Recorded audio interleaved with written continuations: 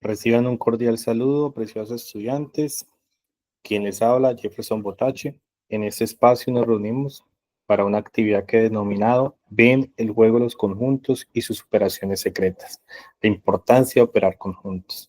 Para esta ocasión, quisiéramos primero trasegar por los momentos que vamos a llevar a cabo. En este caso, una primera presentación que, como ya la hice, un propósito, vamos a averiguar algunas acciones diagnósticas, hacer operaciones entre conjuntos, un ejemplo de aprendizaje significativo, una actividad colaborativa, una evaluación, unas conclusiones y una bibliografía que nos dará el cierre del presente encuentro.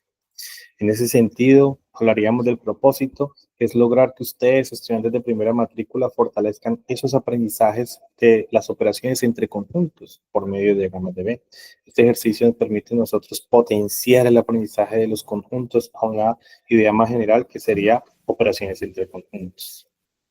En ese sentido, recordemos lo que es un conjunto como una reunión de elementos a partir de dos ideas claras, que es la conjuntos por comprensión y conjuntos por extensión. Los conjuntos por comprensión son simplemente la idea de sintetizar la idea de un conjunto a través de cierta simbología matemática. Y por extensión es simplemente definir uno a uno lo que es un conjunto en este caso, es decir, mencionando cuáles son los elementos del conjunto sin necesidad de usar una simbología matemática, más no, o simplemente con la simbología común que nosotros tenemos. En ese sentido, me gustaría que viéramos un primer ejercicio para saber en qué estado estamos actualmente con relación a los conjuntos. Para ello, vamos a realizar un cuestionario con algunas preguntas que tienen que ver con los conjuntos en particular. No solamente los conjuntos, sino la forma de escribirse, es decir, por extensión, por comprensión, es decir, los tipos de conjuntos, en fin, es una prueba que nos permite a nosotros saber ustedes cómo estaban antes de empezar a entender lo que era la operación de conjuntos.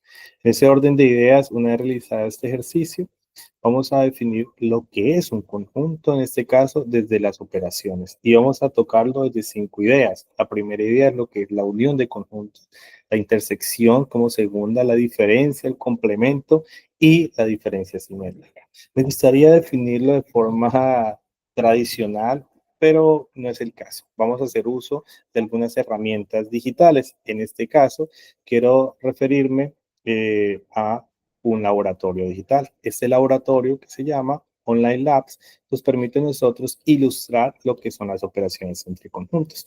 Vayamos y entremos en materia. Definamos lo que es la unión de conjuntos. Para ello, evidentemente tendríamos que hablar del conjunto universal. El conjunto universal siempre nos va a tener como los demás conjuntos. En este caso, nos están permitiendo hablar de dos conjuntos, pero podemos hablar de dos o más, o dos, tres o más conjuntos. En este caso, como hablamos de la operación unión, nos define la operación unión de la siguiente manera, como la agrupación de todos los elementos tanto de A como de B. Acá es muy simple entender que unir dos conjuntos simplemente es reunir tanto los elementos de A como de B sin distinción alguna, es decir, simplemente reunirlos, independientemente si son comunes o no son comunes.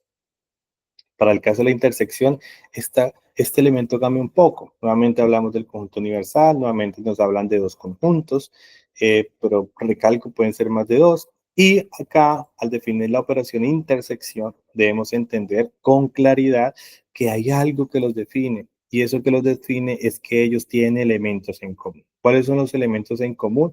A intersectado B.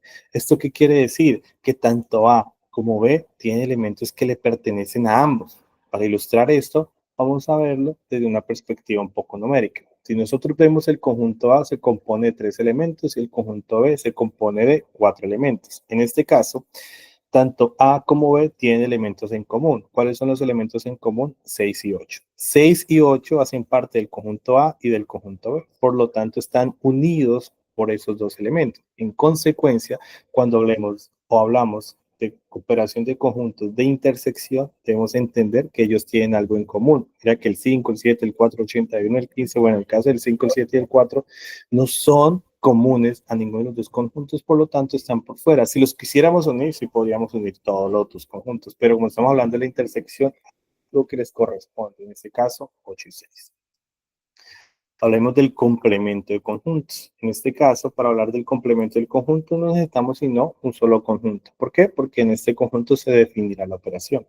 Para definir la operación, entendamos que el complemento es aquello que me falta para yo hacerlo todo. Es decir, si yo entiendo el conjunto A como una parte y el complemento como lo demás para hacer el todo, pues así también puedo entender el complemento. Si yo veo A sería la parte en blanco y A complemento sería toda la parte en naranja. ¿Eso qué quiere decir? Que la unión de ellos dos me forma el universal, es decir, me forma todo. Y eso básicamente es el complemento. Son todos los elementos que no están en el conjunto, que están por fuera de él. Entonces, acá nos definen otras operaciones, pero son un poco más procedimentales y algorítmicas y nos saldríamos un poco a la intención. Me gustaría tocar el siguiente, que sería la diferencia y la diferencia simétrica desde un recurso un poco bonito e interesante, que sería un video desde TikTok. Los videos desde TikTok me permiten a mí ilustrar un poco esta parte. Vamos acá, que acá nos hablan nuevamente de la intersección, nos colorean la parte común entre ellos dos. Pero cuando hablan de la diferencia, por ejemplo, en este caso, nos están mostrando todos los elementos que no están en B. Es decir, a A le quito todo lo que está en B, independientemente si tienen elementos en común o si son intersectados. Simplemente los quito y me queda solamente A, quitándole todo lo común con otro conjunto. Esa sería la diferencia.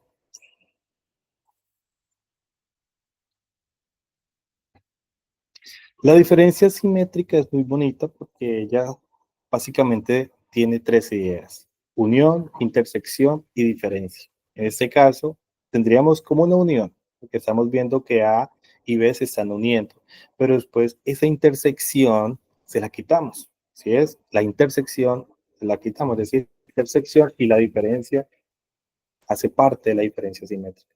Y esa sería la diferencia simétrica. El video nuevamente nos muestra otra operación que sería el complemento, que básicamente es la idea que ya les mencioné anteriormente, es decir, es tomar en cuenta todo lo que está por fuera del conjunto al cual se le calcula el complemento. En ese sentido, pues ya tendríamos la idea de lo que son las 5 operaciones: unión, intersección, diferencia, complemento y diferencia simétrica. Vamos a hacer un ejercicio desde una transferencia a un contexto real. Es decir, vamos a ver una situación significativa. Nos habla de una situación de 500 estudiantes de bachillerato con relación a su intención de ingresar a la universidad. ¿Qué nos arroja la información? Nos dice que 280 quieren estudiar virtual, 120 de forma híbrida, 100 de forma presencial, 20 quieren estudiar híbrido y presencialmente, 50 quieren estudiar presencial y quieren estudiar virtual, y 25 virtual y de forma híbrida. Y 10 quieren estudiar bajo cualquier modelo. Nos hacen dos preguntas: que cuántas personas no quieren estudiar ninguno de los tres modelos o bajo ninguno de los tres modelos, y cuántas personas solamente quieren estudiar presencial. Para ellos, yo he alojado acá desde GeoGebra un recurso ya un poco avanzado que nos permitirá a nosotros pues solucionar el problema. ¿Qué nos dice el problema? Que tenemos tres elementos: virtual, híbrido y presencial. ¿Listo? Entonces, estos serían los tres conjuntos que recogen la información del problema. En este caso, nos dice que 10 personas quieren estudiar bajo cualquier modelo. Es importante siempre empezar desde la intersección mayor a las intersecciones menores y después a los casos no de intersección. Entonces, 10 quieren estudiar bajo cualquier modelo. 25 quieren estudiar de forma virtual e híbrida, pero como ya 10 están acá, es decir, si ya 10 están en 3, pues 10 están en 2, ¿no? Entonces, simplemente, en este caso, te daría el resto, es decir, el resto es 15. Los mismos con los 50 que querían estudiar de forma virtual y presencial, y acá conté 10, por lo tanto, cuento el resto. De igual forma, con los 20 que querían estudiar de forma híbrida y presencial, ya conté 10, cuento el resto. Lo mismo haré para el resto del conjunto. 280 querían estudiar de forma virtual, entonces, como ya aquí conté algunos, cuento el excedente, que es 215. 120 quieren estudiar de forma híbrida, como ya aquí conté algunos, entonces cuento el resto, que sería 85, y lo mismo con los 100 que quieren estudiar de forma presencial. Ya conté 60, cuento el resto, que es 40. Y nos sobran 85 estudiantes que no están en ninguno de los tres conjuntos, es decir, terminaron por fuera. No nos lo dice en el problema, pero se deduce del ejercicio de ubicación en el conjunto de diagramas de B. Entonces, respondiendo a las preguntas, pues podemos resolver diciendo que 85 personas no quieren estudiar bajo ningún modelo. ¿Cuántas personas quieren estudiar solamente el modelo presencial? Pues acá en el diagrama de Venn nos podemos dar cuenta que solo quieren estudiar bajo el modelo presencial 40 personas, es decir, solamente aquellos que no hacen parte de ninguna intersección. ¿Listo? Entonces, en ese sentido, mira que ya hemos avanzado a la solución del problema de forma mucho más sencilla, un poco más práctica.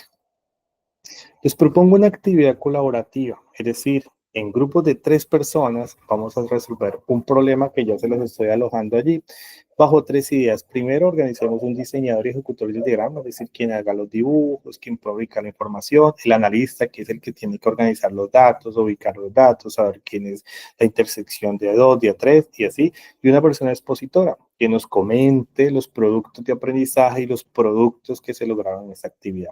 ¿Cuál es el propósito? Que hagan un video en 3 minutos, de 3 minutos, que nos puedan ilustrar la solución del problema. Este video, por favor, siempre traten de que quede público y me lo comparten a ese número de correo que les estoy alojando allí. Si ustedes dan clic acá, los va a dirigir a una pestaña donde vamos a encontrar avanzado ya el problema y en parte pues el problema que se los enuncio allí. Es un problema muy sencillo, hay unos avances y ustedes simplemente completan la información y dan respuesta a la pregunta que se plantea en el problema.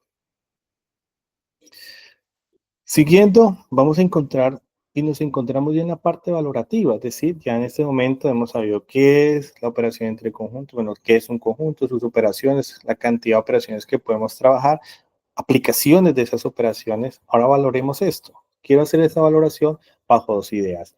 Una idea desde una sopa de letras que nos permita a nosotros reconocer la terminología de las operaciones entre conjuntos aquí en este conjunto, en esta sopa de letras, como su nombre lo dice. Y 2, un texto, un Google Form que nos permita a nosotros recoger aprendizajes de lo que es las operaciones entre conjuntos. Allí vamos a encontrar estas preguntas de opción con única opción, de múltiple opción con única opción correcta, que tiene que ver con las operaciones entre conjuntos. Entonces, es un ejercicio muy sencillo, muy corto, muy práctico. Listo. Para finalizar, como conclusión de este espacio, tenemos 4 ideas puntuales. La primera es que pues, las operaciones entre conjuntos nos simplifica desde una aplicación ilustrativa los procesos. Segundo, que nos permite clarificar los elementos de un problema fin, es decir, hay un problema en particular, yo lo puedo organizar, lo puedo acomodar de forma muy sencilla y poderlo ver de forma más sencilla o fácil. Tercero, que la solución de los problemas a este tipo de ejercicios me la permite de una forma más detallada. La operación de conjunto me permite organizarlo y analizar, ver qué hay aquí, qué falta allá y sobre todo depurar información importante en la solución. Y cuarta, que este tipo de procesos, este tipo de razonamiento nos permite a nosotros generalizar. Es decir, la teoría del conjunto es una manera más adecuada de visualizar de forma general problemas o aplicaciones de la lógica proposicional. Entonces, mira que tenemos 4 productos de aprendizaje muy bonitos, muy interesantes. Finalmente, tenemos acá una bibliografía que nos permitirá ir a ella y poder profundizar en lo que les he comentado hasta el momento. Si ustedes quieren profundizar sobre este tema, allí he alojado algunas informaciones, alguna bibliografía que nos va a permitir a nosotros profundizar en lo que hemos aprendido hasta ahora. Y finalmente, simplemente no me queda más, sino decirle muchísimas gracias. Gracias por acompañarme en este tiempo, este corto tiempo, pero significativo. Y me quiero despedir con lo siguiente. Y es que en lo que pienses te convertirás, lo que sientes lo atraes y lo que imaginas lo creas. Temo, muchacho, que todo lo que ustedes se propongan lo van a lograr.